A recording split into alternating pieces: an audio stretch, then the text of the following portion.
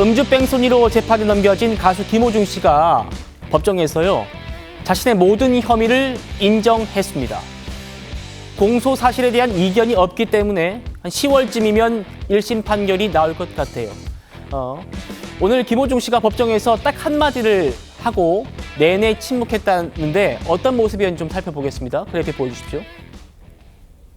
네, 검은 정장 입고 이렇게 딱 한순간 말을 한 게 있는데 그게 네였다고 합니다. 신분 확인 절차할 때 네라고 한 것 말고 별다른 얘기는 안 했대요.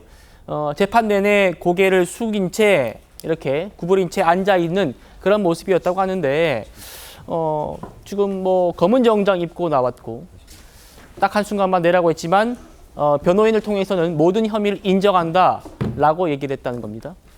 네. 김호중 씨 모습인데 남혜연 기자님, 네. 여러 보도에 따르면요, 김호중 씨의 그 다리 상태가 많이 안 좋아 보였다 이런 얘기들이 많이 나오더라고요. 네, 김호중 씨 같은 경우는 원래부터 다리가 좀 안 좋은 걸로도 알려져 있었는데요.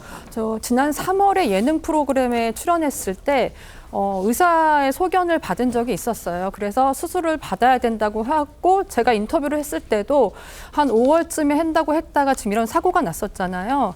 그다음에 올 가을, 콘서트로 인해서 가을에 할 생각이다라고 했었는데요. 좀 예기치 못한 이런 사고가 생겼기 때문에 지금 계속 아프고 있는데요. 법정에서도 또한 이런 사실을 좀 드러났습니다. 지난 1차 때도 마찬가지로 지금 한쪽 다리를 절뚝거리면서 나왔었거든요. 네. 그리고 오른쪽 발목 복숭아뼈가 왼쪽 발목에 비해 퉁퉁 부은 모습이 선명했습니다. 이게 지금 수감 중이긴 한데요. 어찌됐든 지금 나와서 수술을 받아야 하는 상황은 맞고요. 그리고 김호중 씨가 지금 조금 표정이 안 좋거나 더 좀 수척해진 상황은요. 저 개인적으로 좀 볼 때는 원래는 이달에 이제 만기가 될 구속 기간이 만기가 된 그렇죠. 상황이었는데요. 예상치 못하게 2개월이 더 연장됐단 말이에요. 그래서 좀 약간 심리적으로 좀 위축되지 않았나 생각됩니다. 남 기자님, 그러니까 김호중 씨가 다리가 좀 불편하다라는 게 소속사 주장이 있었는데 그걸 두고 걸음걸이 분석 이런 것까지 했었잖아요. 네네네. 실제로 안 좋은 게 맞는 것 같네요. 실제로 안 좋은 게 맞고요. 소속사 주장이라기보다 이미 TV 프로그램에서 나왔었어요. 이게 어릴 때부터 이제 운동을 하다가 발목을 좀 심하게 접질렀는데 이게 만성이 된 거죠. 그래서 이것도 좀 약간 체중이 좀 무게가 나가면서 그러니까 발목의 하중이 조금 무리가 갔었다고 합니다. 그래서 원래도 수술이 예정은 되어 있었습니다. 그렇군요. 최 의원님. 네. 지금 김호중 씨 측이 모든 혐의를 인정한다고 했습니다만 아시는 것처럼 기소될 때 음주 혐의는 빠졌지 않습니까? 그렇죠. 예, 여기에 대해서 또 국민들이 또 비판적으로 바라보시는 분들이 많습니다. 그렇긴 하지만 그게 이제 과학적으로 입증하기가 쉽지가 않다는 거 아니에요. 이제 김호중 씨가 이제 음주운전 혐의는 있는데 네. 끝나고 나서 그 편의점에 들러서 구리시에 있는 편의점에 들러서 다시 또 술을 샀다는 거 아니겠어요? 그러면은 음주운전에 대한 명확한 결론이 나오기 전에 그 후에 또 술을 마시면 만약에 나중에 음주 측정을 했을 때 그 수치가 나왔는데 이게 전에 마신 술 때문인지 아니면 그 후에 마신 술 때문인지 그래서 요새 인터넷에서는 술타기 이렇게 지금 그 평가를 하고 있는데 네. 그런 부분이 이제 명확하지가 않아서 국립과학수사연구소에서도 이게 음주운전이다 이렇게 단정을 못 합니다. 그러다 보니까 이제 경찰이 제대로 기소를 할 수가 없었던 거죠. 그래서 아마 이런 부분 때문에 이제 여러 가지 지금 논란이 벌어지고 있는 거죠.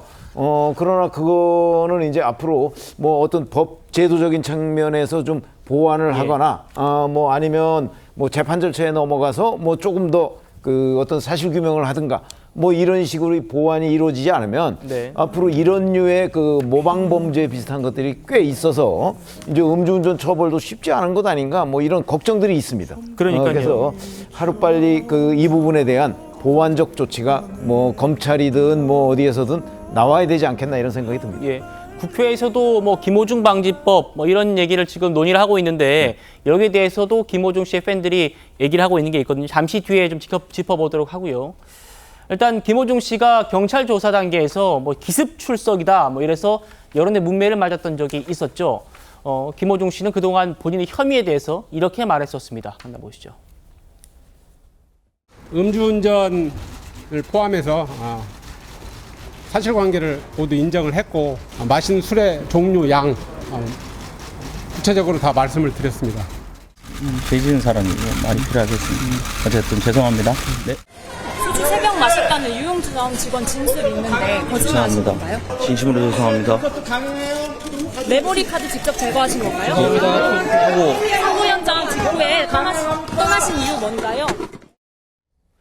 하정우 평론가님, 김원중 씨 변호인이 혐의를 모두 인정하겠다라면서 그 피해자죠, 뭐 택시 기사분과 합의한 상황을 또 덧붙였는데 아무래도 뭐 양형에 반영해달라 이런 취지 아닐까 싶어요. 네, 그렇게 보이는 거죠. 그러니까 이런 사건에서 매우 중요한 것은 과연 그 잘못을 인정하고 반성하는가, 그리고 피해자하고 합의를 했는가, 네. 이게 중요한 거거든요. 근데 김호중 씨 같은 경우에는 처음에 사건이 벌어진 직후에 피해자한테 사과하고 합의하고 이랬던 게 아니라 도주를 했던 거잖아요. 그것 때문에 이제 일이 커졌던 것인데, 그럼 피해자한테 뭐 사과를 언제 할 것이냐, 이러한 문제 제기가 항상 있어 왔던 것인데, 김원준 씨가 이번에 이제 피해자하고 합의를 했다라고 하는 것은 뭐 사과하는 조차까지도 다 했다는 뜻이 그 안에 포함이 된 거죠. 네. 그래서 재판부가 합의를 했으면 계좌이체 내역서를 제출하라라고 요구했다고 합니다. 그래서 김호중 씨 변호인이 제출하겠다라고 이야기했다고 하고, 이렇게 김호중 씨가 모든 그 공소사실에 대해서 인정한다는 거잖아요.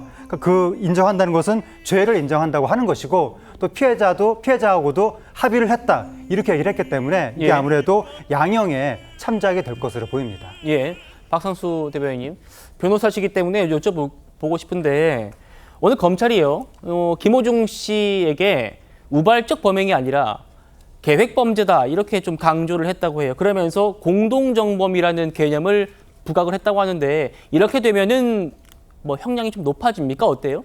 그러니까 아무래도 음주운전으로 바로 처벌하는 게 가장 좋은데, 지금 이제 음주운전으로 처벌할 방법은 없고, 그런데 어쨌든 또 음주운전을 시인했다고는 하니까 그거에 이제 기반을 두고 범인도피 교사 이거를 하고, 그다음에 이제 음주운전을 그렇게 범인도피 교사라면서 은폐한 것에 대한 공동정범성의 인정, 이런 것들을 이제 강조를 한 겁니다. 네. 근데 이제 검찰에서 오늘 기소를 하면서도 이야기를 했지만, 이런 식으로 이제 지금 벌써 인터넷에 그 음주운전 단속 파회법이 벌써 이게 나오고 있거든요. 단속하면 빨리 도주한 다음에 가장 근처의 편의점에 가서 그러니까요. 빨리 술을 하나 따서 마셔라, 뭐 이런 이야기를 지금 하고 있지 않습니까? 이런 사회적으로 나쁜 그러한 지금 거를 나타냈기 때문에, 이러한 식의 사법 방해에 대해서는 뭐 뒤에도 이제 김호중 방지법 얘기를 하신다고는 했지만, 김호중 방지법 정도로는 해결이 된다고 보기 어렵고요. 제가 보기에는 사법 방해죄를 도입을 해야 됩니다. 그래서 이와 같은 검찰과 경찰의 수사를